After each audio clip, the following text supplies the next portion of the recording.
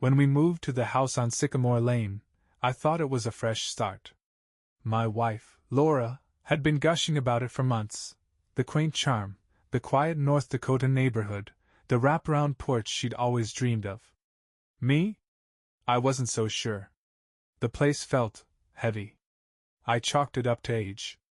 It was one of those century-old homes that creaked when you walked, as if the walls were alive and whispering to each other about your every move. Laura loved it though, and after 15 years of marriage I knew when to pick my battles. "It's going to be perfect," she said as we stood in the empty living room, sunlight streaming through lace curtains left by the previous owners. Her hazel eyes sparkled like they did the day I met her, and for a moment, I forgot my doubts. "Perfect for what?" I teased. "Hosting seances?" She rolled her eyes but laughed, the sound bouncing off the bare wooden floors. It wasn't until a few months after we moved in that things started to feel off. At first, it was little stuff. Laura was always busy. Always distracted. She'd spend hours in the attic, sorting through boxes of God knows what, claiming she was making the space livable. Livable for who? I asked one night, halfway through a beer and flipping through the TV channels. "For us, silly," she said, barely looking up from her phone. But it didn't feel like she meant us. The winters in North Dakota are brutal. If you've never been here, imagine the coldest day you've ever experienced, and add a layer of wind that slices through every bone in your body. The house on Sycamore Lane had an old radiator heating system that rattled like a ghost in the walls. It was cozy in its own way, but on certain nights, the silence pressed in so hard I swore I could hear Laura breathing in the attic, even though she was supposed to be asleep in bed. "Are you up there again?" I called one night after realizing her side of the bed was empty. She startled when I appeared in the doorway, her face pale in the dim light of a single bulb hanging overhead. "I couldn't sleep," she said, holding a dusty photo album. "Just wanted to organize some old stuff." Old stuff. That was her catch-all phrase lately. Laura had always been sentimental, but the attic obsession was new. She spent hours up there, especially on days when the snow trapped us inside. I tried not to let it bother me. One Sunday morning, I decided to explore the attic myself. Laura had gone into town to grab groceries, and curiosity got the better of me. The space was smaller than I expected, crammed with old furniture, yellowing newspapers, and boxes of what looked like someone else's life. The previous owners must have left it behind, but Laura hadn't mentioned much about what she'd found. In the corner, I spotted a small chest, one of those antique wooden ones with brass hinges. It was out of place, surrounded by the usual junk. My gut told me to leave it alone, but I've never been good at ignoring my instincts, even when they scream. Bad idea. I knelt down, opened the chest, and froze. Inside were stacks of envelopes. They looked old, the paper yellowed and brittle, but they were addressed to Laura. My Laura. The sender's name was unfamiliar, Sarah Reed. I was halfway through reading the first letter, a simple note about meeting at some park, when I heard the front door slam. "Elliot?" Laura's voice echoed through the house. I quickly shoved the letter back in the chest and closed the lid. My heart was pounding as I stood up, dusting my hands on my jeans. "Up here!" I called back, trying to keep my voice steady. When she appeared in the attic doorway, her expression shifted. It wasn't anger, exactly. More like worry. "What are you doing up here?" "Just checking it out," I said casually, though my face felt hot. "Thought I'd see what you've been spending all your time on." Her eyes flicked to the chest for just a second, but it was long enough for me to catch. "There's not much up here," she said quickly, stepping past me and brushing her hand over the lid of the chest. "Just junk. I was actually thinking of donating some of it." Her voice was light, almost too casual, and for the first time in years, I felt something shift between us. Doubt. Over the next few weeks, I couldn't stop thinking about the chest. Who was Sarah Reed? Why was she writing to Laura? And why did Laura seem so intent on keeping it hidden?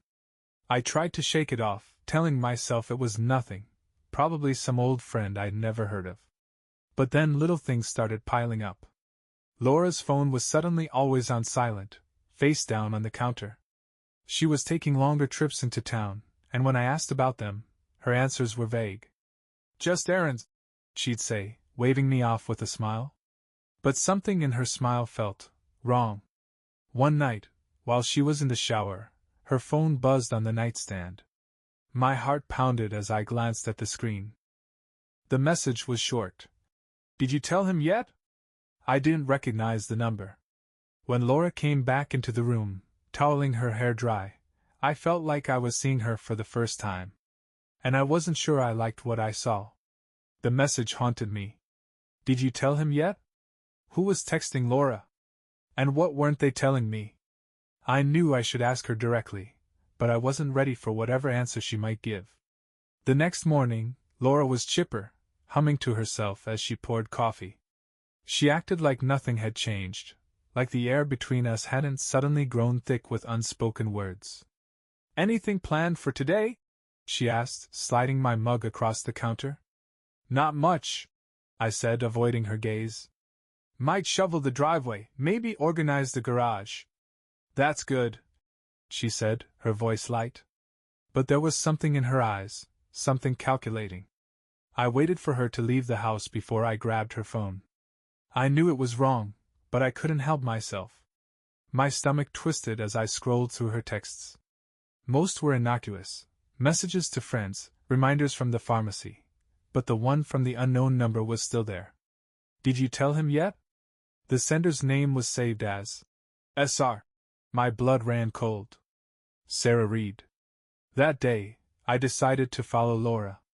It felt ridiculous, like something out of a bad detective novel, but I needed answers. She said she was running errands in town, so I gave her a head start before getting in my truck and driving toward Main Street. North Dakota isn't exactly bustling, even in the bigger towns. It wasn't hard to spot Laura's car parked outside the diner. I pulled into a spot across the street and watched as she stepped inside. A few minutes later, a woman joined her. She was tall and striking, with dark hair pulled into a sleek ponytail. They hugged briefly before sitting in a corner booth. I couldn't hear what they were saying, but their body language spoke volumes. Laura leaned in close, her expression serious. The woman, Sarah, I assumed, nodded, her hands clasped tightly around a mug of coffee. I sat there for what felt like hours, my mind spinning. When they finally stood and parted ways, I stayed put, watching Laura drive off before heading into the diner myself. The waitress gave me a curious look as I slid into the booth they'd just vacated. "Coffee?" she asked. "No, thanks," I said. "Actually, the woman who was sitting here. Do you know her?" She frowned. "Laura?" "Sure, she comes in here sometimes." "No, the other woman." The waitress shrugged. "Don't know her name, but I've seen them together a few times." "Nice enough lady." "Nice enough." The phrase rattled around in my head as I drove home. That night, Laura seemed lighter, as if whatever weight had been on her shoulders was gone. She made dinner, laughing at my lame jokes and teasing me about my garage project. For a moment, I almost forgot my suspicions. Almost. "Who'd you see in town today?" I asked casually. "Just ran into a couple of people," she said, twirling spaghetti around her fork. "Anyone I know?" Her smile faltered, just for a second. "No, not really. Just some acquaintances." It wasn't exactly a lie, but it wasn't the whole truth either. The following week, Laura's behavior grew even stranger. She started spending more time in the attic again, locking the door behind her. I asked what she was doing up there, but she brushed it off. "Just cleaning," she said. I didn't buy it. One night, after she'd gone to bed, I grabbed a flashlight and crept up to the attic. The lock was easy enough to pick. I'd done it before when she'd accidentally locked herself out of the house. The chest was still in the corner, exactly where I'd left it. I opened it, heart pounding, and pulled out the letters. There were dozens of them, all written by Sarah Reed. The earliest ones dated back nearly 20 years. As I read, a picture began to emerge. Sarah had known Laura long before we met, and their relationship was complicated. The letters hinted at arguments, reconciliations, and secrets I couldn't fully piece together. One letter stood out. Laura, you need to tell him. He deserves to know the truth. If you don't, I will. It wasn't signed, but I recognized the handwriting. I sat there in the dim light, clutching the letter as my mind raced. What truth? What had Laura been hiding from me all these years? The next morning, I confronted her. Who's Sarah Reed? I asked, trying to keep my voice steady. Laura froze, her coffee mug halfway to her lips. Where did you hear that name? I found the letters, I said. In the attic. Her face went pale. You had no right. I had every right, I snapped. What's going on, Laura? Who is she? She set the mug down, her hands trembling. For a moment, I thought she might tell me the truth. But then she shook her head. It's complicated, she said. Try me. I can't, she whispered, tears welling in her eyes. And just like that, she walked out of the room, leaving me more confused than ever. Laura's refusal to answer only made things worse. The tension between us grew thick enough to cut with a knife.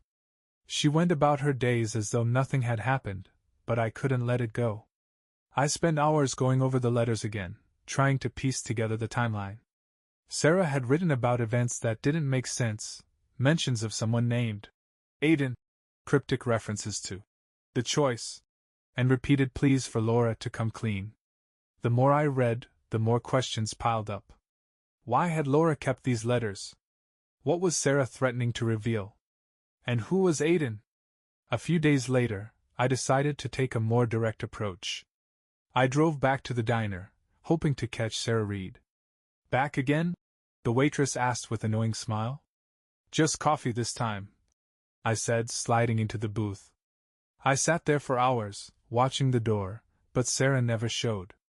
Just as I was about to give up, I noticed the waitress wiping down the counter.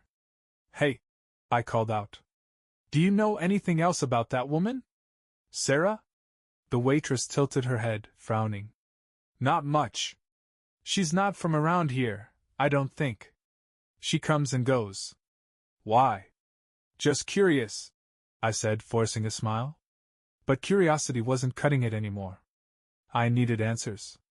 That night, I searched Laura's laptop while she was in the shower. It wasn't something I was proud of, but I felt like I had no choice. Her emails were normal enough, messages to coworkers, receipts from online shopping. But then I found a folder tucked away in her documents, labeled Memories. Inside were dozens of photos, most of which I recognized. Vacations, family holidays, random candid shots of us together. But one photo stopped me cold. It was an old picture of Laura, maybe in her early 20s, sitting on a bench with a little boy. He couldn't have been more than 4 or 5, his messy blonde hair shining in the sunlight. I stared at the photo, my mind racing. Who was the boy? And why had Laura never mentioned him? That night I couldn't sleep. Laura lay beside me, her breathing soft and even, but my thoughts were anything but calm. I needed to know the truth. The next morning, while Laura was in town, I called my sister, Natalie. She was the only person I trusted enough to talk to about this. Elliot, you sound like you're losing it, she said after I spilled everything. Are you sure you're not overthinking this? I found the letters, Nat, I said. I found a photo of her with a kid. None of this makes sense. There was a long pause. Do you think she's, I don't know, hiding an old relationship? Maybe, I said. But it doesn't explain Sarah, or the letters, or why she's acting so strange now. Look, you need to talk to her, Natalie said. Really talk to her. Otherwise, you're just going to keep driving yourself crazy. When Laura came home that afternoon, I was waiting for her in the living room. We need to talk, I said, standing as she walked through the door. Her eyes flicked to mine, and I could see the tension in her shoulders. About what? About Sarah. About the boy in the photo. About whatever it is you've been hiding from me. Her face went pale. Elliot, No more excuses, Laura. Just tell me the truth. She stood there for a moment, clutching her bag like a shield. Finally, she sighed and sank onto the couch. It's not what you think, she said quietly. Then what is it? I asked, my voice sharper than I intended. She looked up at me, her hazel eyes glistening with tears. Elliot, I had a son. The words hit me like a punch to the gut. A son? I repeated, my voice barely above a whisper. She nodded, wiping her eyes. His name was Aiden. I had him when I was very young. Before I met you. Why didn't you ever tell me? Because it was painful, she said. Because I thought it was in the past. But then Sarah came back into my life, and… Sarah? What does she have to do with this? She was Aiden's adoptive mother, Laura said, her voice cracking. I sank into the chair, my head spinning. Adoptive mother? You gave him up? I didn't have a choice, she said, tears streaming down her face. I was young, scared, and alone. My parents forced me to give him up. Sarah and her husband adopted him. For a moment, I couldn't speak. My mind was a whirlwind of emotions, shock, anger, confusion. Why is she here now? I finally asked. Laura hesitated. Aiden, he's trying to find me. Laura's words hung in the air, heavy and suffocating. Aiden's trying to find you?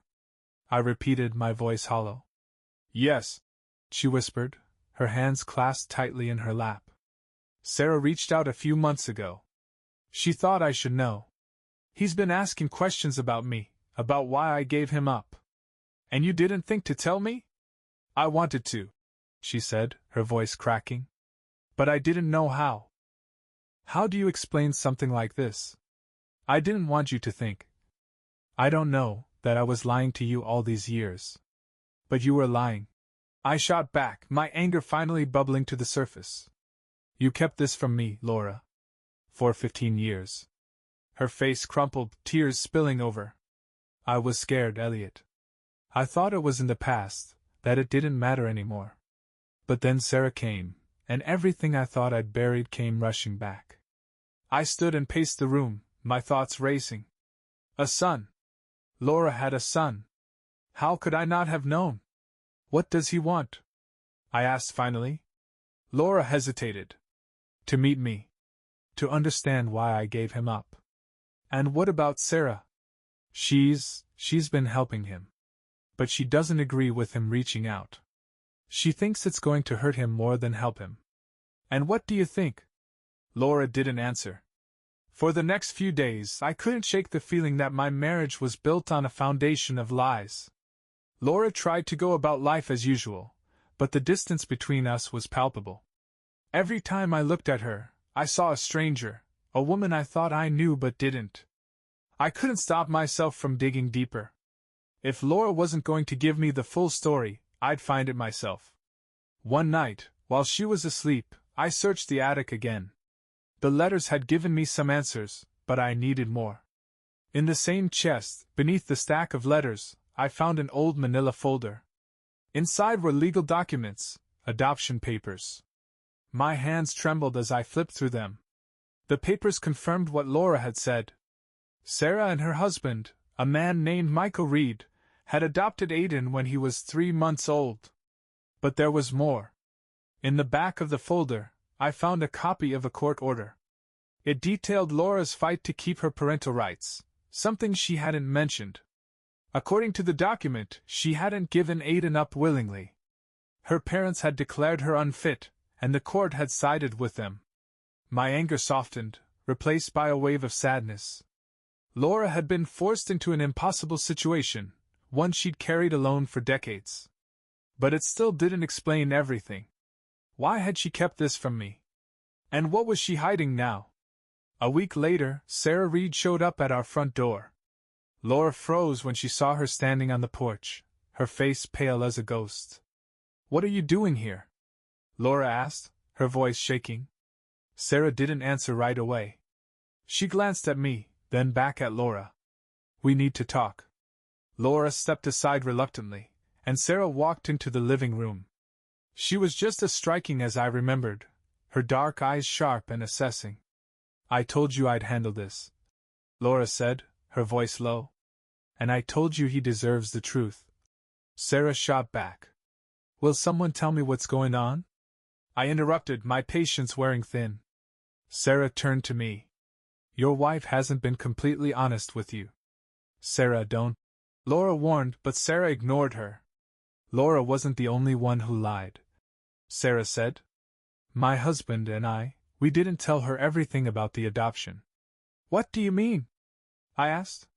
She hesitated, glancing at Laura, who looked like she might shatter into pieces. "We told her Aiden was healthy, that he was thriving. But the truth is, he struggled. A lot. And now that he's older, he has questions we can't answer." "Struggled how?" I asked, my voice tight. Sarah sighed. "He's had a hard life, Elliot. He's been in and out of trouble. Drugs, run-ins with the law. He's trying to turn things around, but he's carrying a lot of anger." I looked at Laura, who was staring at the floor, silent tears streaming down her face. "You knew?" I asked her. She nodded. "Sarah told me a few months ago. I didn't know what to do, Elliot. I didn't know how to face it." Sarah stepped forward. "He's here. In town. He wants to see you, Laura." That night, Laura and I sat in silence for what felt like hours. "Are you going to see him?" I asked finally. She nodded. "I have to. He deserves that much." "And what about us?" Her eyes met mine, filled with pain. "I don't know. I don't know." 2 days later, Laura agreed to meet Aiden. She didn't want me to come at first, but I insisted. If this was going to upend our lives, I had a right to be there. She reluctantly agreed, and we arranged to meet him at a small park on the edge of town. The morning of the meeting, the weather mirrored my mood, gray and oppressive, with a bitter wind that felt colder than usual for late March. I could see the tension in Laura as we drove, her hands gripping the steering wheel too tightly, her lips pressed into a thin line. When we arrived, a young man was sitting on a bench near the frozen lake. Even from a distance, I could tell it was him. He looked like Laura. Same hazel eyes, same sharp cheekbones. But there was something else, something harder in his expression, like he'd seen too much of the world too soon. Laura hesitated as we approached. I put a hand on her arm, and she nodded, her breath visible in the cold air.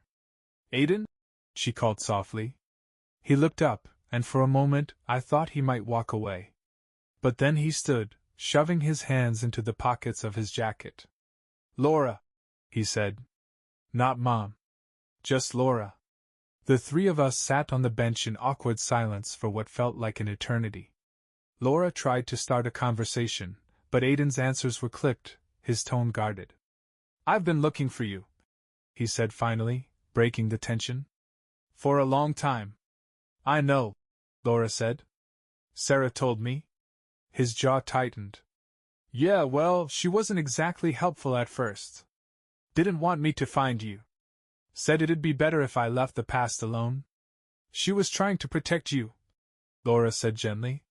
"From what?" he snapped. "From you?" Laura flinched, and I felt a surge of anger on her behalf. But I held my tongue. This wasn't my battle to fight. Over the next hour, the story began to unfold. Aiden talked about his childhood with Sarah and Michael, how they'd been strict but loving, how he'd always felt like something was missing. He talked about the anger that had consumed him as a teenager, the trouble he'd gotten into, and the emptiness he couldn't shake. "I needed to know why," he said, his voice cracking. "Why you gave me up." Laura reached for his hand, but he pulled away. "I didn't want to," she said, tears streaming down her face. "I fought to keep you, Aiden. But my parents, they didn't give me a choice." "Your parents?" Aiden's brow furrowed. "They thought they were doing what was best," Laura said. "I was young, barely 18. They said I couldn't take care of you, that you deserved a better life." Aiden looked away, his shoulders tense. "And you just let them decide that? Just gave up?" It wasn't like that, Laura said, her voice breaking. I didn't want to lose you. I fought for you. But the court sided with them. Why didn't you find me? He asked, his voice barely above a whisper. Why didn't you try? I thought it would hurt you more if I came back, Laura said. Sarah and Michael seemed like good people. I wanted you to have a stable life, a happy life.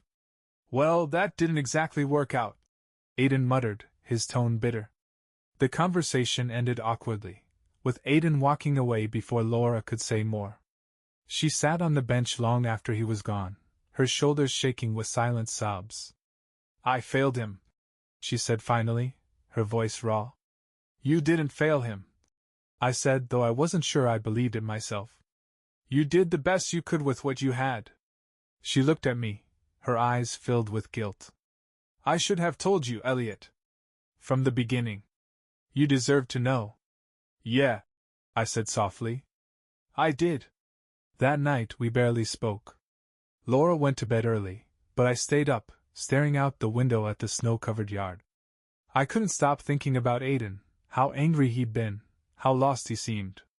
I wanted to help, but I didn't know how. The next morning, I found Laura in the kitchen, staring at her coffee. I'm going to try again, she said. To talk to him. To explain everything. Do you think he'll listen? I don't know, she admitted. But I have to try. I nodded. Then I'll be there. No, she said, shaking her head. This is something I need to do alone. I wanted to argue, but the look in her eyes stopped me. This was her fight, her past. All I could do was support her. Later that day, Laura met Aiden again, this time at Sarah's house. I waited anxiously for her to come home, pacing the living room like a caged animal. When she finally walked through the door, her face was pale, her eyes red-rimmed. How did it go? I asked. She sat down heavily on the couch, running a hand through her hair. Better, I think. He listened this time. Really listened.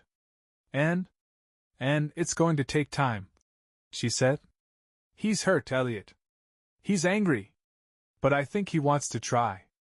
The days after Laura's second meeting with Aiden were fragile, like walking on thin ice. She was quieter than usual, lost in thought, and while I tried to give her space, I couldn't shake the feeling that this was just the beginning of a storm we weren't ready for. One evening, as we sat on the couch with a movie playing in the background, Laura spoke suddenly, her voice breaking the silence. He wants to meet again, she said, staring at the coffee table as if the words were written there. Did he say why? She hesitated. He said he wants to understand me.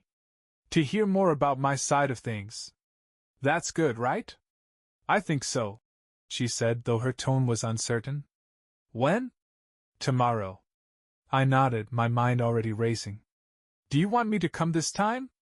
No, she said softly. He asked for it to just be the two of us. The following day, Laura left the house around noon, her face pale but determined. I spent the afternoon cleaning the garage, anything to keep my hands busy while my mind churned over everything that had happened. By the time she got home, the sun was setting, casting long shadows across the snow-covered yard. She looked drained but relieved, a small, tentative smile on her face. How was it? I asked as she walked in.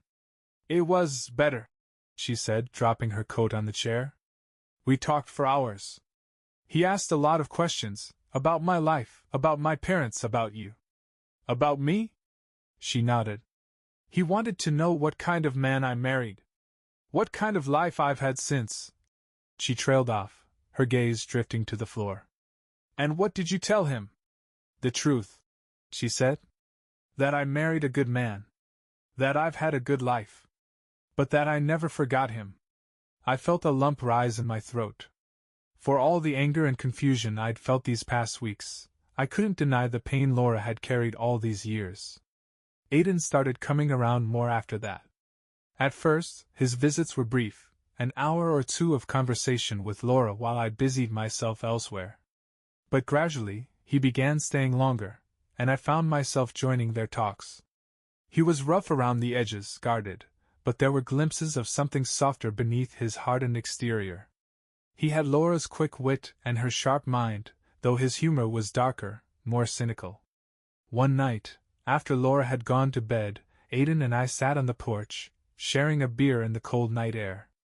"She loves you, you know," he said suddenly, his breath visible in the frosty air. "I know," I said. "She talks about you a lot. Says you're the best thing that ever happened to her." I didn't know what to say to that, so I just nodded, taking a sip of my beer. "Look," he said, his tone turning serious. "I don't blame you for being pissed at her. I'd be pissed too. But for what it's worth, I think she's trying. I think she's been trying her whole life." His words hit harder than I expected. Over the next few weeks, we began to find a strange new rhythm. Aidan became a semi-regular presence in our lives, and while things weren't exactly easy, they were better. One night, as Laura and I sat on the couch, I reached for her hand. "I'm proud of you," I said. She looked at me, her eyes filling with tears. "For what?" "For facing this. For trying to make things right." She squeezed my hand, her voice trembling. "I couldn't have done it without you." Just when it seemed like we were finally finding some peace, Sarah Reed showed up again, this time with news that shattered everything. Michael Reed, her husband and Aidan's adoptive father, had reached out. He wanted to meet Laura. "He doesn't have much time left," Sarah said, her voice heavy with emotion. "The cancer's spread. He wants closure." Laura sat frozen, her face pale. "What does he want from me?" "He wants to apologize," Sarah said. "For keeping things from you. For not being the father Aidan needed." Laura looked at me, her eyes wide and unsure. "What do I do?" "You meet him," I said. "If for no other reason than to give him peace." The meeting with Michael was nothing like I'd expected. He was a frail man, his once imposing frame diminished by years of illness, but his voice was steady, his words clear. "I owe you an apology," he said to Laura, his hands trembling as he held his coffee cup. "We should have been honest with you from the start. About Aidan, about his struggles. We thought we were protecting him, but all we did was create more pain." Laura's eyes filled with tears, but she said nothing. Michael turned to Aidan, who sat silently beside Sarah. "I wasn't a good father to you," he said. "I tried, but I failed. I'm sorry for that." Aidan's jaw tightened, his eyes brimming with unspoken emotion. "You did what you could," he said finally, his voice low. That night, as we drove home, Laura reached for my hand. "Thank you," she said softly. "For what?" "For standing by me. For being my anchor through all of this." I squeezed her hand, my chest tight with emotion. "Always." The days after Michael's apology were a whirlwind of emotions. For Laura, the meeting had stirred up a mix of closure and grief. Closure for finally hearing the words she needed, and grief for the years she and Aidan had lost. For Aidan, it seemed to open something inside him, a crack in his hardened shell. He began coming over more often, staying longer, and letting us into his world piece by piece. We learned about his struggles, his battles with addiction, the bad decisions that had landed him in trouble, and the slow climb he'd begun to turn his life around. "I'm not perfect," he said one evening, sitting at our dining room table with a cup of coffee in hand. "But I'm trying. For the first time, I'm really trying." Laura reached across the table, her hand covering his. "That's all anyone can ask." One night, after Aidan had left, Laura and I sat in the living room, the silence between us comfortable for the first time in weeks. "I feel like I'm getting to know him," she said quietly. "You are," I said. She looked at me, her eyes filled with gratitude. "Thank you for giving him a chance. I know this hasn't been easy for you." "It hasn't," I admitted. "But seeing you with him, it's worth it."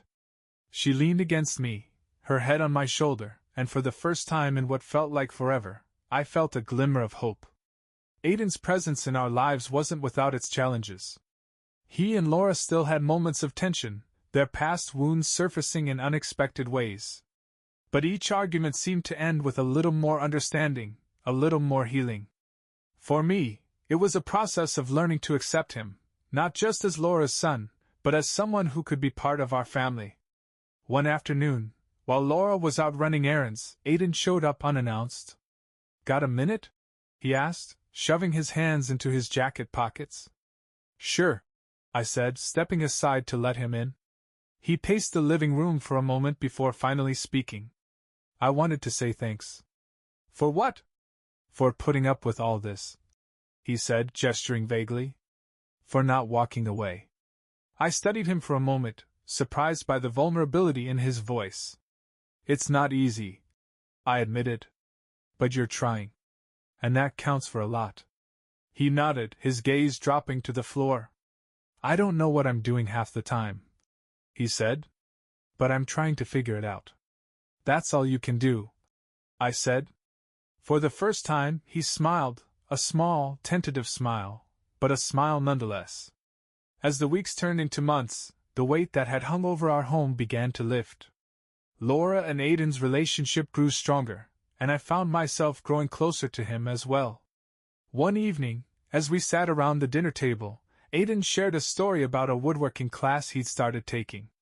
"I'm terrible at it," he admitted with a laugh. "But it's kind of therapeutic, you know? You should make us something," Laura said, her eyes lighting up. "Maybe," he said, his tone teasing. "If you're lucky."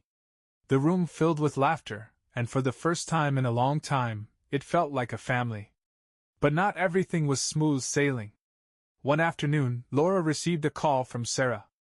"Michael passed away this morning," Sarah said, her voice heavy with grief. Laura's face crumpled as she listened, and when she hung up, she turned to me, tears streaming down her face. "I need to go to the funeral," she said. "Of course," I said, pulling her into my arms. Aiden agreed to come with us, though I could tell the idea made him uneasy. He hadn't seen much of Michael in recent years, and their relationship had been fraught at best. At the funeral, I watched as Laura comforted Sarah, their shared grief forging a connection I hadn't expected. Aiden stood off to the side, his hands shoved into his pockets, his expression unreadable. After the service, he approached Sarah, his voice soft. "Thank you for everything." Sarah pulled him into a hug, and for a moment, I saw the boy he must have been, the boy Laura had lost and Sarah had raised. That night, as we drove home, Aiden was quiet, staring out the window at the passing fields. "You okay?" Laura asked gently. He nodded but didn't say anything. When we got home, he pulled me aside. "I think I'm going to head out for a while," he said. "Head out?"